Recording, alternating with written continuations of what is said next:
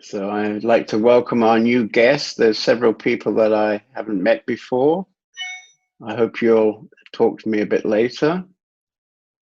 I'm sitting actually in Ukraine at my retreat center in Trapelia. Maybe you saw the opening photograph of our early morning yoga class. We have this very beautiful water on one side of a natural park. And we have a hotel, small hotel, rather beautiful hotel. We call it the Black Cube Hotel. It was an old Russian Soviet time office building. We converted the inside into a very nice hotel, all white with touches of color. And we didn't know what to do on the outside to get rid of this rather horrible Soviet energy. So we decided to paint it all black one day. And that was actually very clever because now, people are quite surprised when they drive past and see this black building. Anyway, so we have a hotel and we have a retreat center with 2 seminar rooms. And for example, today we have they call themselves Modern Witches. It's a woman's group in one of the seminar rooms. And then my retreat, right now we have a Tantra weekend with Turiya. So we have, I think it's 22 people, roughly half from Ukraine and half from Western Europe, and roughly half men and half women. So it's a very nice, balanced, harmonious group. We started last weekend, so now we're roughly halfway through the retreat.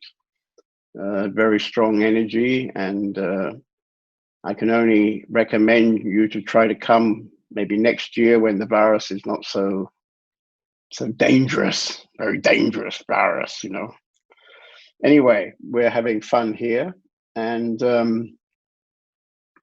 I'm sitting in a little cottage, little 2-roomed cottage down by the water. 6 years ago, we found it as a kind of derelict, and gradually we've upgraded it. It now has a big balcony on the side looking onto the water. And I'm staying here with my 2 young daughters, which makes it quite an intense experience for me, running the retreat and having 2 little girls to look after. So, that's my situation. The weather here has been really beautiful, but just 2 hours ago, there was a thunderstorm. So during this meeting, you may hear the strong sound of rain on the roof.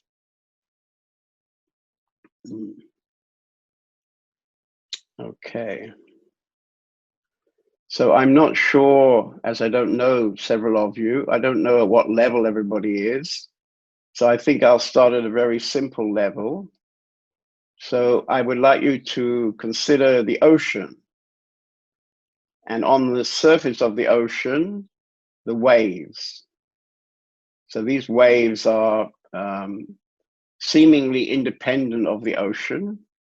If you identify as a wave, then you don't realize, perhaps, that you're part of the ocean. So here in our retreat, we are using this idea of the waves to symbolize our ego, our sense of separateness. And we are using the ocean to symbolize our true nature. So we have our normal kind of identified mind, and we have sometimes a glimpse into our essential nature. And this, we use the analogy of the ocean. So the waves and the ocean. And of course, this is very simple, but it contains quite an important understanding, which is that there's not something to get from the outside. Many spiritual practices or spiritual paths give you the idea that you have to get something from outside. But the truth is that you are already whole and complete. Your essence is already there as love. But unfortunately, for most of us, we identify ourselves with a wave, that we're a wave. And because we identify with a wave, we consider ourselves separate. There's a sense of being separate. So the work, you could say, is to move from a wave into the depth of the ocean. And many of you probably have had a glimpse of that, I hope. Many people have some kind of glimpse when, for some reason, suddenly your mind stops, the thoughts stop, the flow of thoughts, for some reason, stop. You might be in the early morning in front of a beautiful sunrise. You might be jumping into an icy cold lake. You may get some kind of emotional shock. You may be in an accident. There may be all kinds of reasons why at some point in your life something happened and it caused your thought, the flow of your thoughts, to stop for a moment. And when your thoughts stop, you have the possibility of falling deeply inside.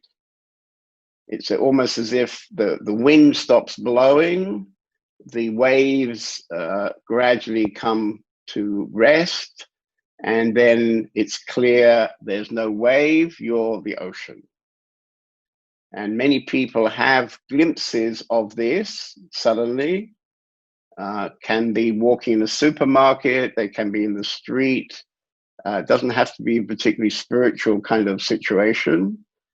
And I'd like to start by reading a very nice quotation from an young American teacher called Adi Shanti, who describes this moment very beautifully.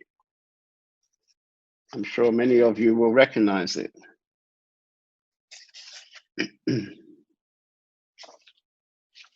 The maturing of awakening is this profound return to our essence, to the simplicity of what we are, which is before and beyond being and non-being. It is before and beyond existing and not existing. It is where there is a disappearance, as it were, where our minds are no longer fixating on any level of experience. Our minds are not fixating on any particular expression. The tendency to fixate has been liberated. This state is not a mystical state. It is not a state of immensity or a state of specialness. It is a state of naturalness and ease. On the human level, it is experienced as a deep ease and deep naturalness and deep simplicity.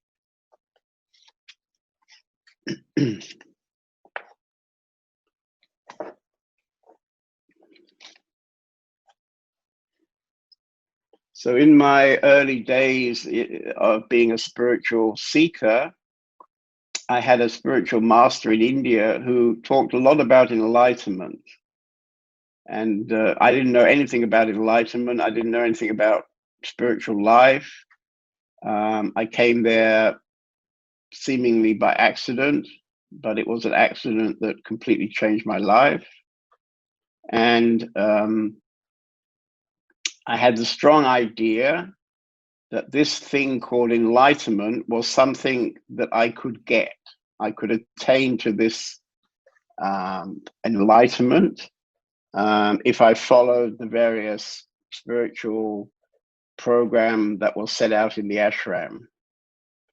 And I had no no other way of knowing. So I accepted that situation, and I worked for many years towards this thing called enlightenment.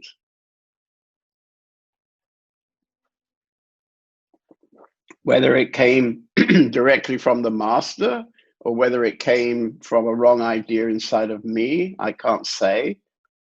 But I had the clear idea that I could come to some kind of special state, special way of being, but it would involve getting something which I didn't have. So I had the idea I was lacking something, and it would be possible to get something from the outside that would somehow make me whole and complete. So that was what idea I had that kept me going for many years, actually. And because of that, I became a pretty good meditator, and I got a pretty quiet mind. And then this master, which was Osho Rajneesh, left his body.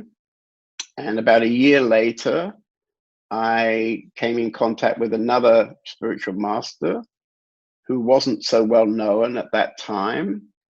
He lived in the north of India. I was living, well, actually in the middle of India. And it became clear to me that I should go and visit this man. His name was Punjaji or Papaji. He lived in a place called Lucknow. And many of us who went there discovered a lot of luck in that place. So it was definitely a luck now for many people, including myself. But also it was quite shocking because he manifested himself as very ordinary. He lived in a small house. He didn't have any particular sort of spiritual game that he wasn't wearing special clothes. He wasn't arriving in a special car, and he wasn't sitting on a special platform. These were all devices which Osho had used, which to me seemed completely natural because, of course, I wanted Osho to be very special because I wanted this thing called enlightenment also to be very, very special. But then when I came to Punjaji or Papaji, he told us what I had just told you, which was that we were already whole and complete. We already were the essence, and we simply had a wrong identification. So if we could drop the identification with the thoughts, we would naturally sink deeper inside, and we would come in contact with our essence. And quite often in his meetings, he would be able to challenge people, and this, in fact, would happen in a strong way inside the meetings. There would be a large release of energy in the room, and somebody would come into a profound experience, and it kept things pretty much boiling along. It was a very kind of exciting time. About 6 years. Papaji himself was in his 80s, and he quickly attracted people who you might say were mostly fairly advanced. They'd already, like myself, done maybe quite a few years of spiritual practice with different teachers, different traditions. And they were attracted to this man because actually his message was very, very simple, extraordinarily simple. And not only was it simple, but in the daily meetings, many people actually were apparently arriving, you could say, or having a strong glimpse. So, yeah. So maybe we start with a little bit of dialoguing about what I'm saying up to now. I have another quotation to come. because as many of you may be experienced, it's one thing to have a glimpse, and it's another thing to be able to maintain this glimpse day by day. So I have another quotation about that, but before we come to that, I think we have a little bit of a dialogue about the glimpse. So I'd be particularly happy to talk to the people who come for the first time. If any of you would like to share with me now, share with us. We're about 15 people, I think.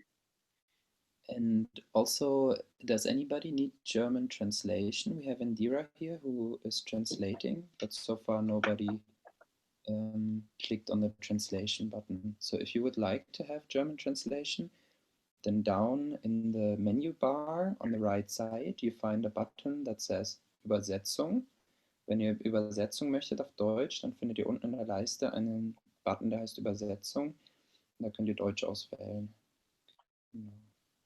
Okay. Let's see.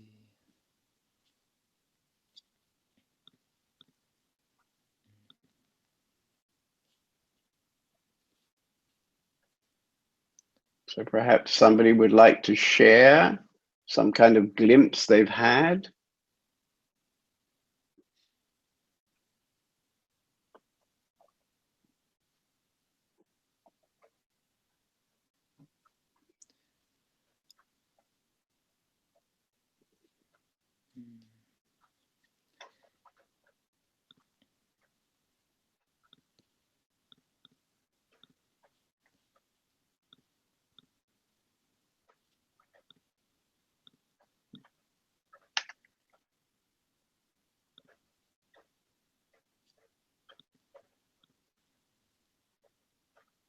If somebody would like to share, then please go to Participants or Teilnehmer.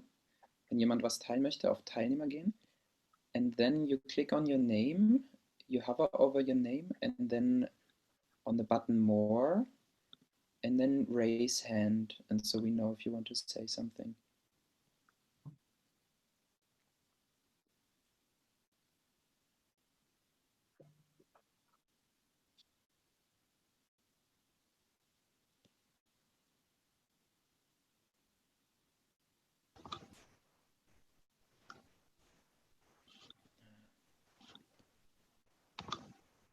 Victoria? Hello, Victoria. Hello, John David. You're looking very white today. Yeah, it's the light, I think. Yeah, you have a very bright light, I think. Yeah. Oh, that's nice. Yeah. Now you're more sunlight from outside. Is it better? It it's happened fine, yeah. 10 or 20 years. Now I only see Om. Yeah, I don't know why that is. Do you hear me, John David? I can hear you and see you. Yeah. Yeah. Now it's okay again. You can see me. Yeah. Yeah. Thank you. It might be 20 years ago. I went in the mountains and through a very special, I don't know how to say it. It's been a valley, a deep valley, yeah, filled with a stream, Path nach Klamm. We call it Path nach Klamm, near Garmisch. And I was quite alone. I could pass this Path nach Klamm, and I bowed I bowed over the stream and looked at the rock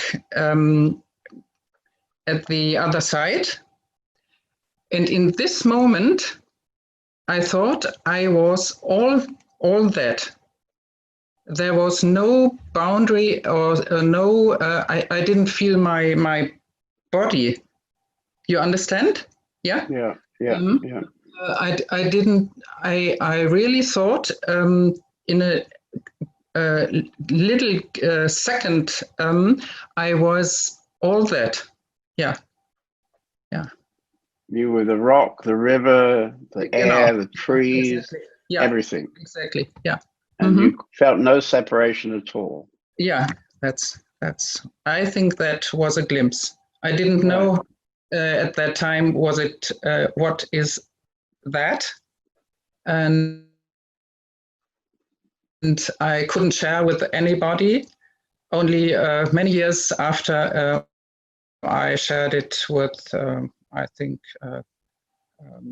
my daughter, or was some person who is involved in meditation and yoga and such things. Yeah. Right. It's very special. And of course, when you share it, it's very difficult to share. Yeah. Because for you, it's probably the most beautiful moment of your life. Yeah. And when you start trying to share that, you can't really find the words that describe such an incredibly beautiful moment. Yeah. But the thing that's, of course, profound is that having had such a glimpse, you can never really forget it. Yeah, that's right. Yeah. You're describing it now to us many years later, Yeah. and we can feel the sort of intimacy and vibrancy of that moment for you. Yeah. And so, in a way, that's probably having some strong effect in your life. Yeah, I think so. Yeah. And I mean, I only know you since I think about a year. So in the last year, you connected to myself, and you're coming to my regular group, and you're coming sometimes to retreats. Yeah. And you've been coming on the Zoom quite often. So there's a sense that, in a way, you want to investigate what happened those years ago. Yeah. Right. Mm-hmm. Yeah. So, I mean, one of the aspects of your story or your moment is that actually you didn't do anything special. You just stood there, and probably it was profoundly beautiful. Maybe, it was a bit unexpectedly beautiful. Really? And so probably any thoughts you were having about the telephone bill you had to pay the next day, or some difficult meeting with somebody, or some drama that happened a few days before, that you were which is going on in your mind at that time, suddenly it disappeared. From one second to the other, the beauty of that place took over any thoughts that were running through your mind. And so you can say, well, my mind stopped. Yeah, it took over, is the right word for it, because it was really overwhelming. That noise of the river and all the surrounding rocks. Yeah. Right. Overwhelming. Yeah. So you actually suddenly you became absolutely in the moment. You were completely there. You were present, absolutely present. And the thoughts that were going maybe about the past, usually people's thoughts are about the past, those thoughts about the past simply stopped for a moment anyway. And so in that moment, you can say you fell inside yourself to a deep place. And in that deep place, you experience your essence. And this essence meant that you felt yourself one with everything that was happening in that moment. So this is a perfect example of what I would call a glimpse. So you had a glimpse. Maybe it didn't last so long, and maybe you carried on having some effect of that glimpse, but it was not. You weren't able to continue that into your life, probably. Your mind came back, and your identification with it being separate came back. But it got me on the road. Right. Maybe, Yeah, you could never really forget that. So then you took some steps towards understanding about that. Great. Good. Okay, would somebody else like to share something a bit similar?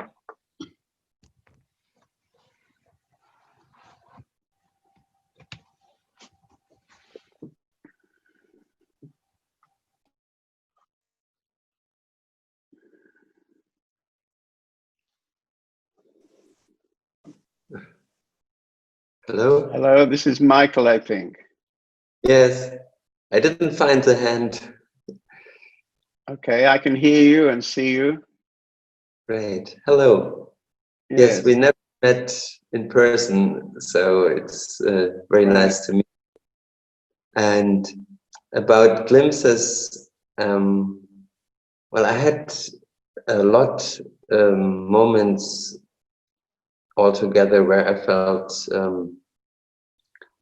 yeah, just like life is flowing, and I'm feeling like everything comes natural, but then also they faded and went into the opposite again, like normal separation feeling and yeah, feeling lonely and wanting to come back to that feeling I knew or I know. And Right. Would you like to share a particular moment that you got this glimpse? You've had probably several glimpses, but was there one in particular stronger than the others you could share?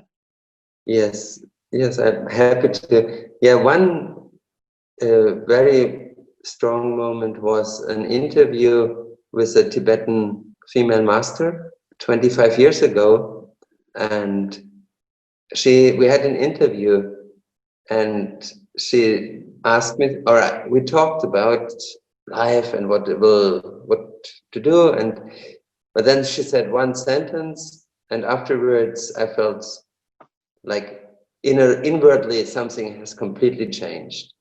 So when I went out of the room, I felt like completely different, like light and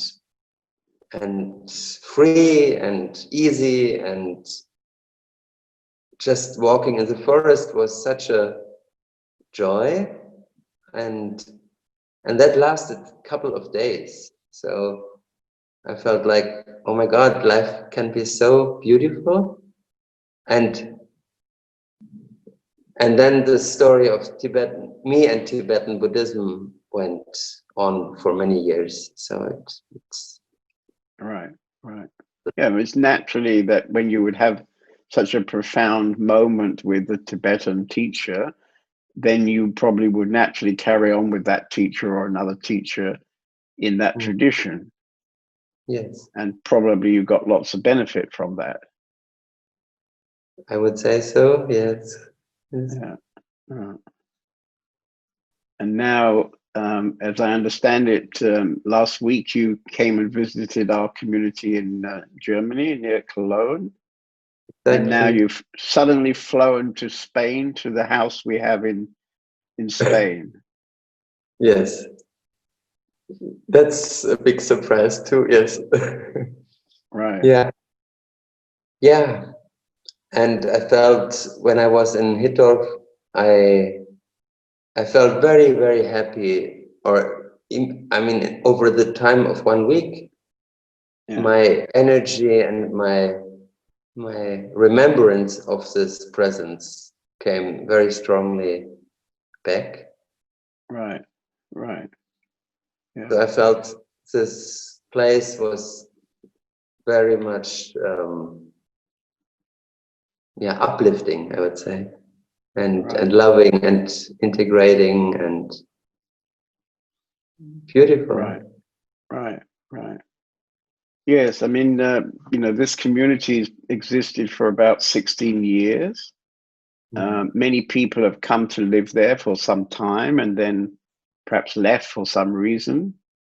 And over the years, many people have contributed to the physical aspects and particularly the energetic aspects of that community. And so there is a strong kind of energy field, we could call it a love field maybe, that sort of hangs in the air in that house. I think many people feel it as soon as they come in through the door. And most of the time, I would say the residents are able to live that love and joy day by day.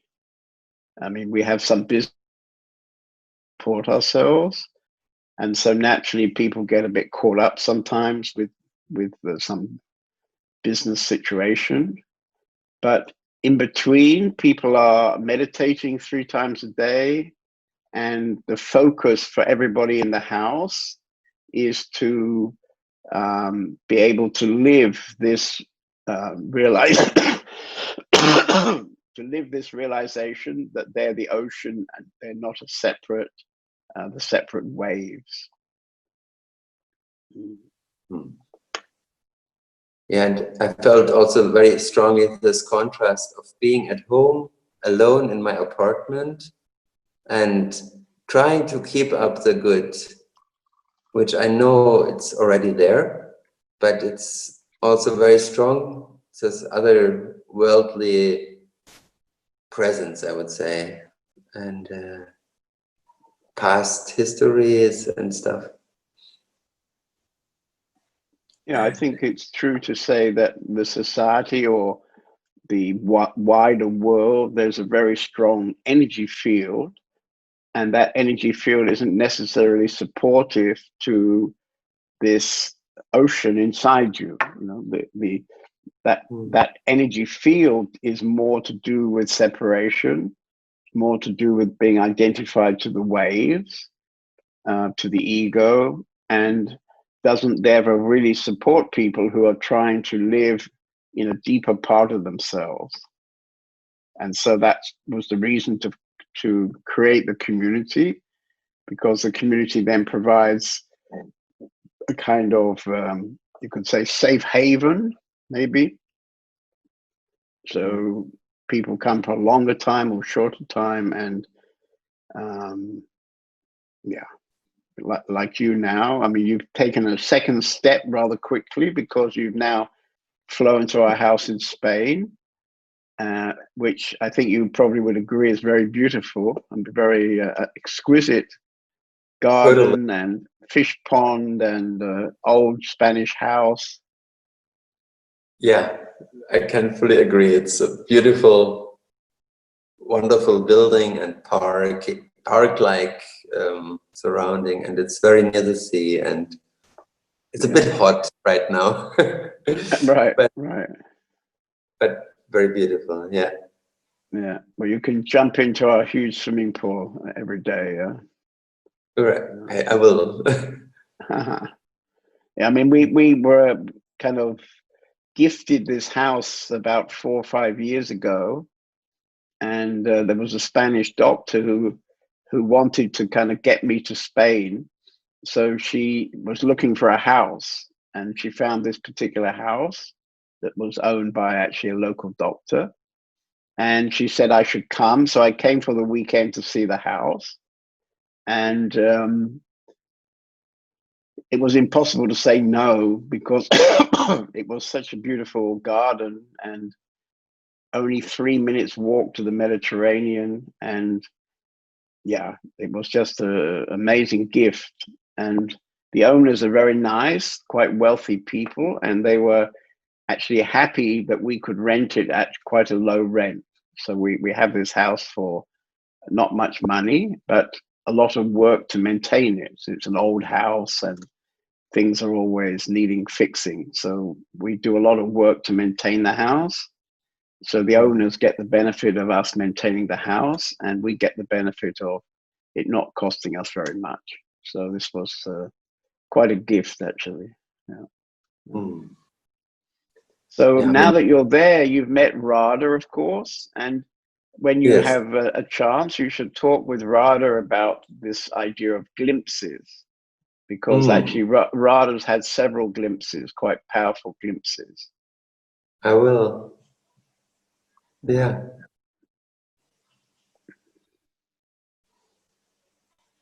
yeah, I mean, I think when I was in Hittorf and the energy was so feeling like I wanted not to return home.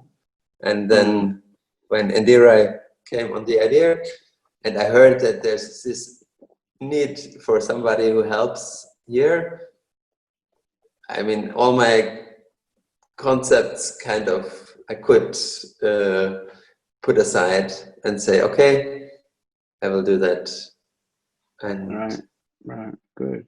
And in fact, at the end of August, I'm coming there myself, and we're having a retreat for 2 weeks. So I hope you can stay for that. Yes, that's the plan. I'm looking forward for that. Yes. Okay, good. Yeah. We've had, I think it'll be about the 4th year we've had a retreat there in the summer, and it's always very powerful because the energy of that garden and house is amazing. The amazing energy field there. Even though we only come really a few times a year, the actual energy seems to be held by this beautiful garden, exquisite garden. Mm. Good. Yeah, it's a well, year. Yeah. Okay, so thank you for sharing, and I'll get to meet you in about a month, I guess. Yes, thank you. Is there anybody else who would like to share? So we'll make it easier. If you want to share, then just unmute yourself in the left corner.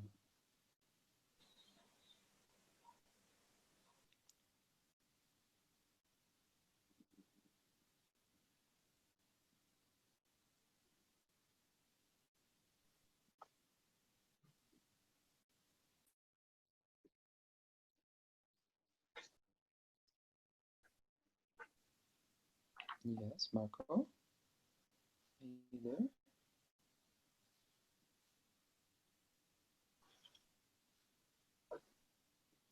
Marco. Hello. Hello. So I wanted to share my little glimpse I had. That was during the Easter retreat last year, and we were. I was participating in the mantra singing, and I always got very touched by this singing, and so I started to cry, which for me is not really usual, and I was sort of brought up in a way that men should not cry, and but nevertheless, you're probably the only man, like that. Could be. And anyway, so that started, and I just let it go, and then all of a sudden, I could feel a lot of sadness coming up, and physically I could really feel it in my chest. So this sadness coming up and giving me this physical sensation in the chest, and I kept crying and crying. But it was a very liberatory sadness. So I was even glad that it was happening. So probably all this stored sadness inside me was released, and that was very beautiful. So that was one, and then the other one, which was even more powerful, I would say, was sometime later. I was watching Sat TV, one of your Sat TV satsangs, and all of a sudden I just lost the contact with the reality. So I just went into a state, and then I could feel this this huge unconditional love for everything, for everybody. And and it was very beautiful. It only lasted a short time, I think, in what I could perceive, but it was really, really touching. And so, and then, okay, it didn't last very long, because then I went back to my normal state, which is not very loving normally, but it's something which I cherish in a sense, and I remember it. So I don't have specific expectation on that happening again, but it was very nice. And it was, as I said, it happened last year. When I started to come to the Open Sky House in January 2019, and then these two sort of glimpses happened, and was very, very nice, because in my long spiritual experience, nothing ever happened like that. So it was very, very, very powerful for me. So Right. yeah. I mean, the way you describe your second glimpse with love, yeah, that you felt this enormous love actually for everything. Yeah. And of course, this is something that's actually very profound, because actually it suggests that the essence of every human being is this enormous love. And of course, most human beings tend to get the feeling that they're lacking something, that they need to get love from somewhere, somebody. And so most of humanity is running around looking for somebody who's going to bring them love. Yeah. So when you have a moment as you describe, you know without any doubt that your essence is love, because you absolutely experienced it. And so the possibility must be that it doesn't just last for a short time. The possibility must be this could be a continuous experience. Probably not such a powerful experience as you had in that moment, because that would be too much every day if it was that strong. Yeah. But that energy, when it's kind of earthed or harmonized inside the energy system of the body, there's no reason why you can't live that actually every day. So the glimpse is a kind of profound wake up. And it seems to have worked in your case, because in the last year, after you had those two moments, you're fairly constantly connecting to the Open Sky House, and on these meetings you connect to me. And when you continue like that, then there's no reason why you shouldn't have more of those glimpses. And there's no reason, when you're able to, in a way, focus more of your life to that, why it can't become an ongoing daily way of life for you. Because if it's possible for somebody, it's possible for everybody. Sure. Yeah. Every human being is basically, pretty much the same. I don't know the right word, but we're all the same, basically. And the things that seem to be different are not really very important. So, there are fat waves and thin waves and great big waves. But in the end, we're not the waves. We're something other than the waves. And this ocean that we can experience inside ourselves, this is inside of everybody. The same ocean. And of course, this ocean can be called God. This word, of course, is a rather loaded kind of word. But in essence, everybody has inside them the possibility to be one with God, or one with existence. And this existence is actually love. Not I love you kind of love, not this romantic love where you hope to get something from somebody, but a deep, how can I say, it's like a deep well where the love just constantly bubbles up. Mm-hmm.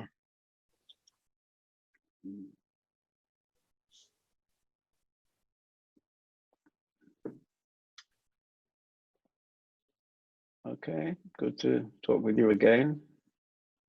Thank you.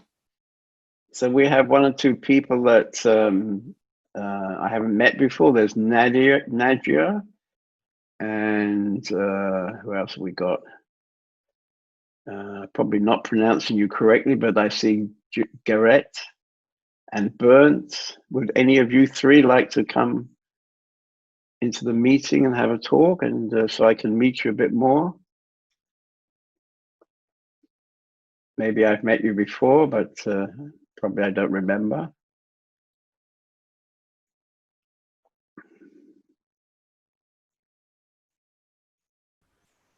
Yeah, hello. Hello. My name is Bernd, and besides me sits Martina. Martina. And okay. We are both on our Martina, yeah? You're both on your what? We are both on our individual Journey. path and journey. Good. Looking for spiritual experiences. And for my part, I feel very touched by the teaching of Ramana Maharshi. Right. And was 2 times in India, in the ashram in Tirumala. And I was looking for a teacher which is present now, where I can find what the people found at the ashram in Tiru as he was living there. Right. You probably know that Papaji, who was my direct master, he was himself a disciple of Ramana Maharshi. Can you hear me now? Yes, and see you. Yeah. I'm sorry for that. This technology is a bit complicated, yeah. But anyway, I don't know what happened here. Yeah. Okay. So I don't know. Did you hear what I was? My own teacher. He was a disciple of Ramana Maharshi. Yeah. This is Papaji, yes. Yes. Yeah. Do you know something about Papaji? No, I read about him that he was a devotee of Ramana. Right. And yeah, that's all I know about him. Yeah? Right. Yeah. And so this was because why we are here today, because I read a book from you, the Arunachala Shiva. Oh, you did? Okay. Yeah, okay, and so I looked for you I visited your website, and that's why we are showing up here today, to see if we can find a way to be near to Ramana and his teachings. Right. And where do you live? Are you? We are from Hamburg in Germany. Hamburg. Okay. Yeah. Good. Yeah. So for some reason, I'm actually an English guy, and I had been living in India quite a few years. And after India, I didn't quite know where to go, so I went to Australia. And there I started sharing. So I've been sharing now for about 22 years. And when I left Australia, I've ended up in Germany. So now I'm pretty much a German.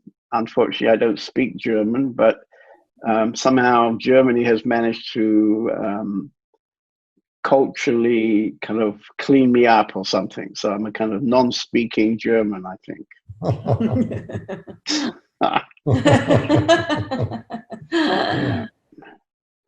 Recently, I was in the hospital having some hip replacement, and it was a bit embarrassing when the nurses would ask me, how many years have you lived in Germany?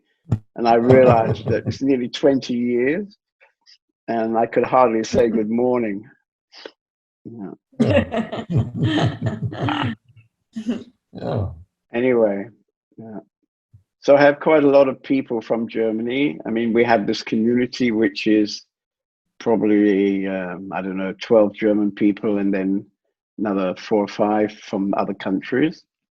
So it's kind of international community, but always with many Germans. And in my retreats, there's always quite a few German people. Yeah. Yeah. Okay, we will see what happens. happens. Yeah.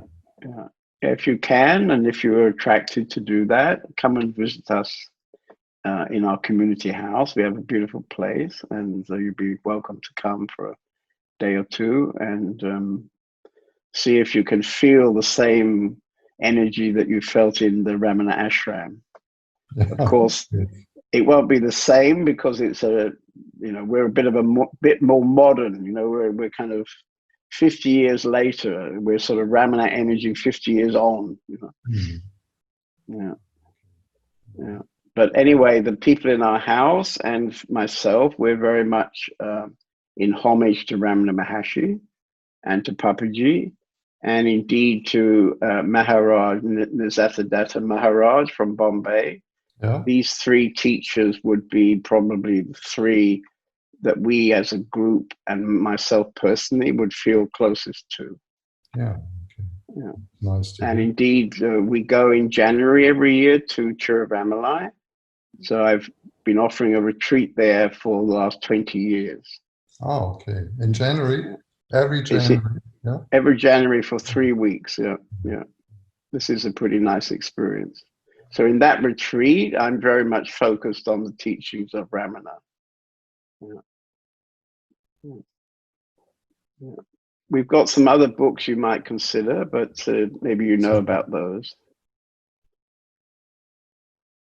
Arunachalam Shiva was a good one to start with. It's probably one of the more advanced books.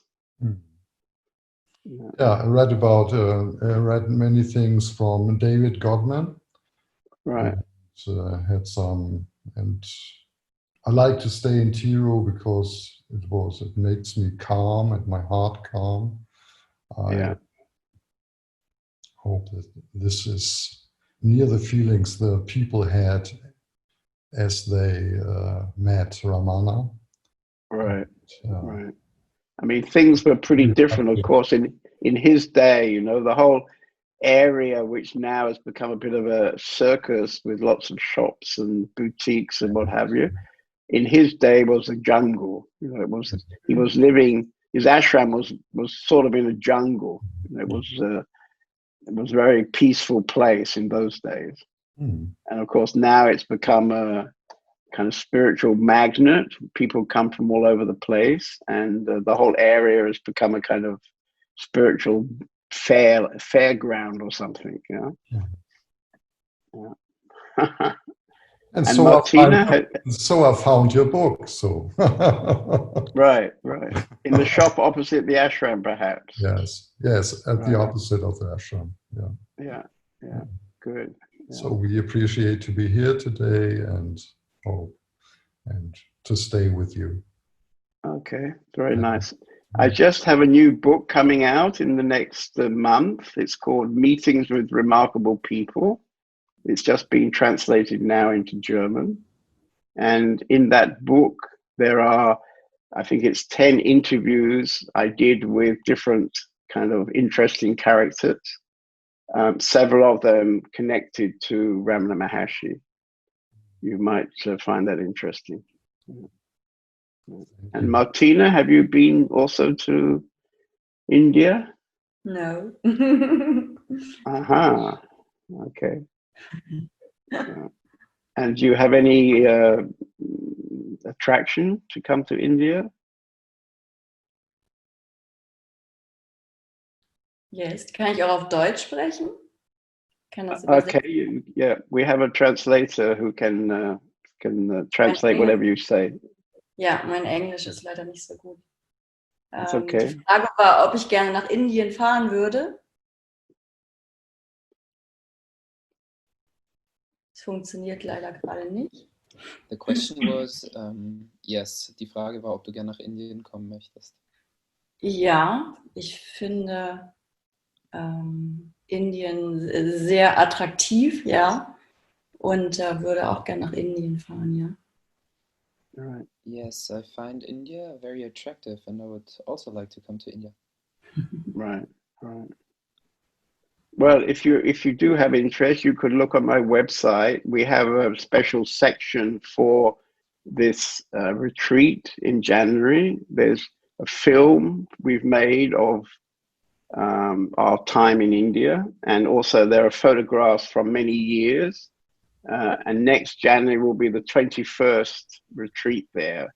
We have our own small ashram, and it's always very beautiful, very touching retreat. So anyway, welcome. Yeah. Thank you. Yeah. And are you going to share with us a glimpse? You maybe have had a glimpse sitting on a rock on Arunachala, climbing up to the cave or something like that. You had a glimpse, perhaps. Maybe some kind of a glimpse. Few years ago, during silent retreat here in Germany,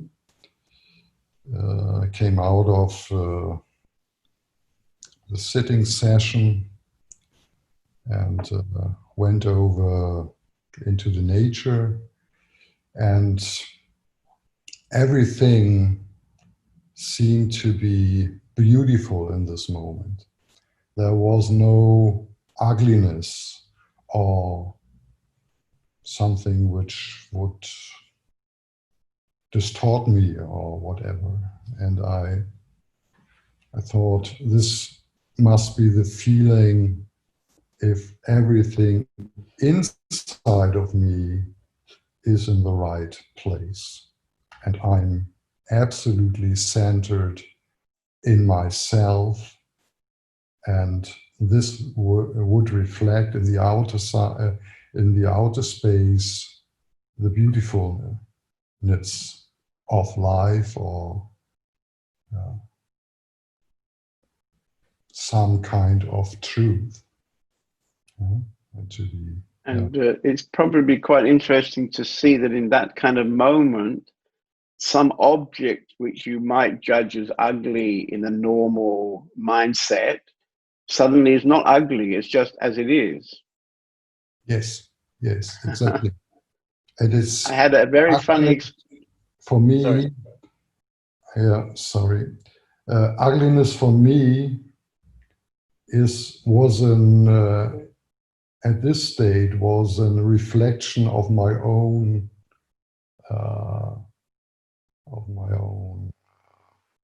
how can I say it, things that I miss in myself or find ugly in myself. Yeah. This was a very beautiful experience. Yeah. And it lasted for about 2 or 3 minutes. Right. But you're talking about it some years later, so that 2 or 3 minutes is somehow has deeply touched you, of course. Yes. As you're talking, I'm remembering a funny moment with Papaji. We were having a meeting with him in the nature. Anyway, we're all kind of maybe 50 people sitting on the grass, and he was sitting and talking to us. And at some point, he had to go and have a pee-pee. So somebody supported him because he couldn't walk so well. Somebody supported him, and they went off into the bushes. And then as he was walking back, I couldn't help, kind of watching him or looking at him. And then suddenly between where I was sitting and where he was walking, there was a great big cow shit steaming in the afternoon sun, steaming. And I looked at this cow shit and I looked at him and I had this realization that actually there's no difference.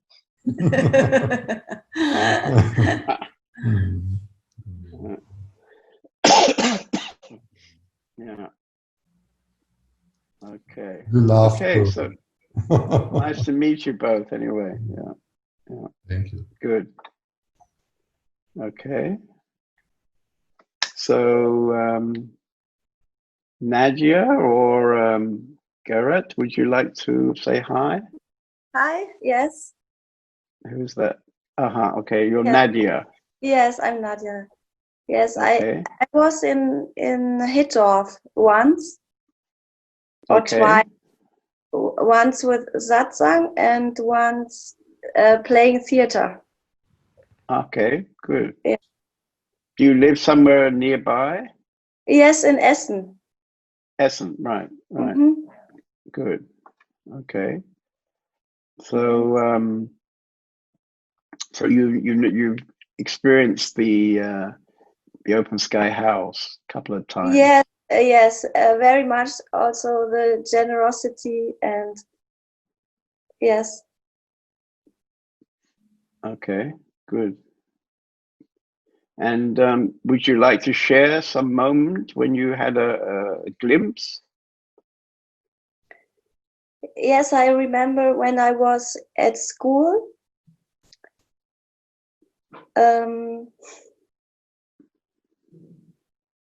It was after a crisis, after taking a hush tea and stuff like this, but then it turned into a different experience. I was a lot in nature, and I got support from spiritual people, and then all of a sudden it was like I felt also, like he said, in the middle of myself, very much at peace, like just being. And but I did everything like I did before. I went to school and did everything, and yes. Right. And this touched you because it was you came deeply inside yourself.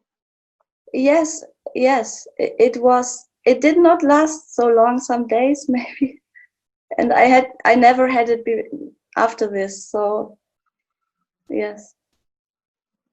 Right.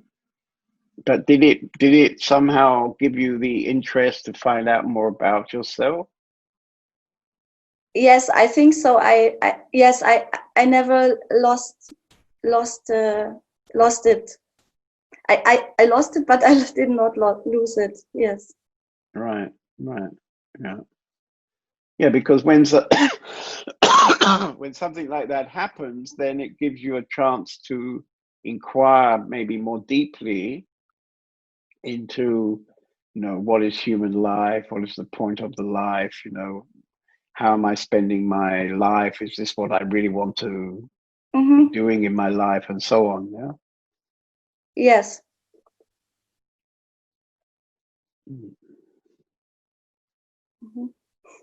Yeah. Okay.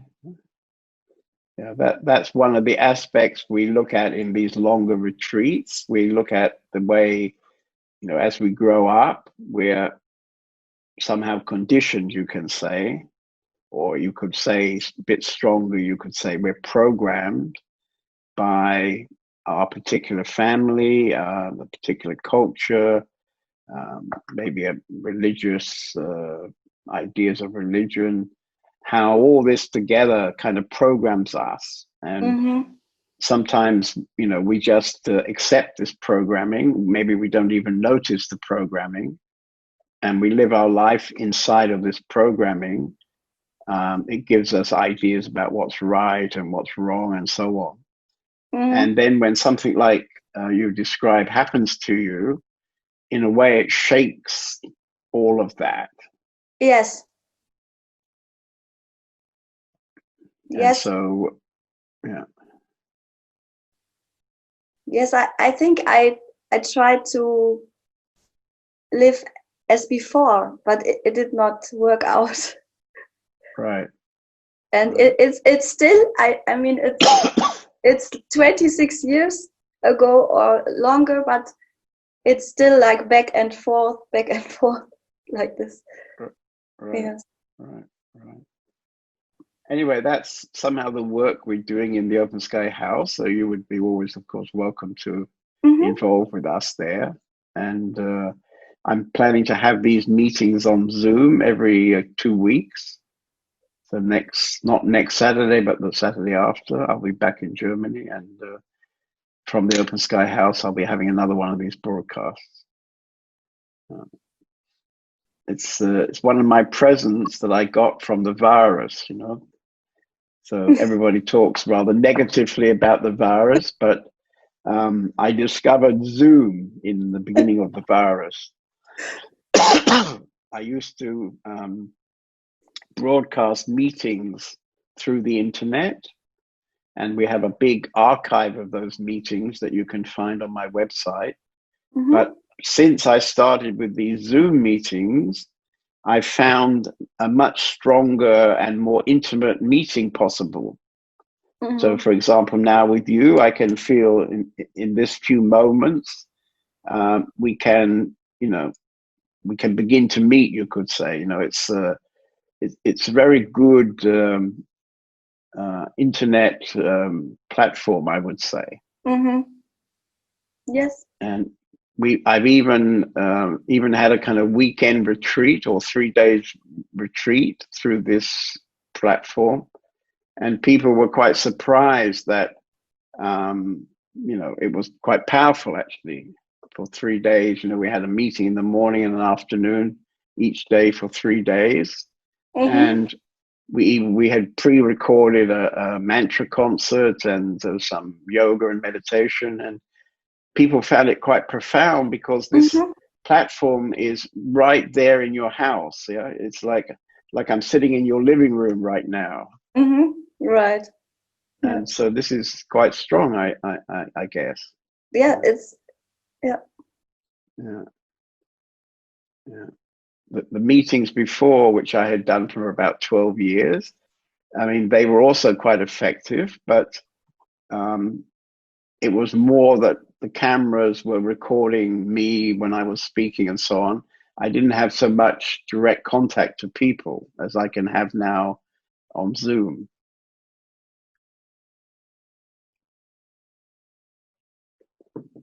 Yeah. Okay, so nice to meet you. Is there somebody else who would like a dialogue? We have a little more time, 10 minutes, maybe more.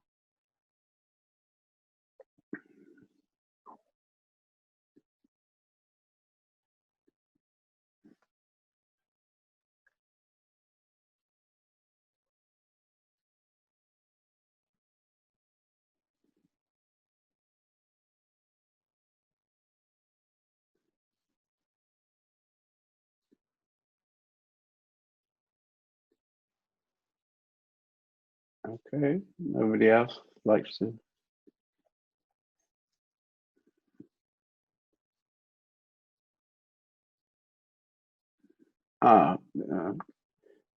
Would you like to come through, Garrett? I've spoken to most of the other new people. Maybe it's nice for us to meet. Yes, sure. So, yes, my name is Garrett, and I live in Bonn. I was hoping to meet you in April. Okay. But the thing was cancelled here. Oh, yes, right. And that's right. I was coming for a day or two. Yeah. This is my very first satsang ever, and I've just started on my spiritual journey. I'm very much a head person, but recently I think there's something missing in the heart, in the soul. Okay, right. Is there a particular reason why you discovered that? I've got a depression. I'm in a depression, and I think I've lost my belief that everything will turn out well in the end. I think I used to believe that everything will turn out well as a child and growing up, but then recently the world is rather confusing. Right. So probably, for most people, they come into a spiritual path either because they have some kind of glimpse of tremendous beauty, or they come into some situation, maybe the one you're in now, where the assumptions you had made for your life, or the assumptions you had accepted in your life, suddenly don't seem to work out anymore. And so you start to question what is it, you know, what's going on. Mm-hmm. And so, you know, it can be that you can discover many aspects of yourself which you don't know at the moment. I did have a sort of glimpse once. That was a couple of years ago. I was doing a therapy called somatic experience. It's something to do with feelings and body sensation. Right. And through this guidance of the teacher, I came to a state of not thinking. There was no wanting, no needing, it was just being. And afterwards I thought I had felt time. It was a couple of seconds only, but it was a very nice feeling. Right. Well, that's a very good thing to remember if you're also experiencing some sort of depression, because that glimpse, which may have only been a few seconds, is something you remember now, and that almost certainly was a glimpse of your essence, of who you really are. If you remember, I started the meeting with this idea of the waves and the ocean. So probably most of your life, you thought you were a wave, and therefore you were separate from all the other waves. Mm-hmm. And most people, of course, live their life in that way, that they've been brought up as they grow up from being a child to an adult. They've been brought up, you know, with a name different from other people's names. And apparently we're all separate from each other, and we all identify inside us with different aspects of humanity. And we don't really consider that there could be more, you know, could be something much deeper inside. And so now it could be the moment for you to a bit investigate, you know. And if you live in Bonn, you're not very far. You could drive to our place and spend a couple of days at the weekend.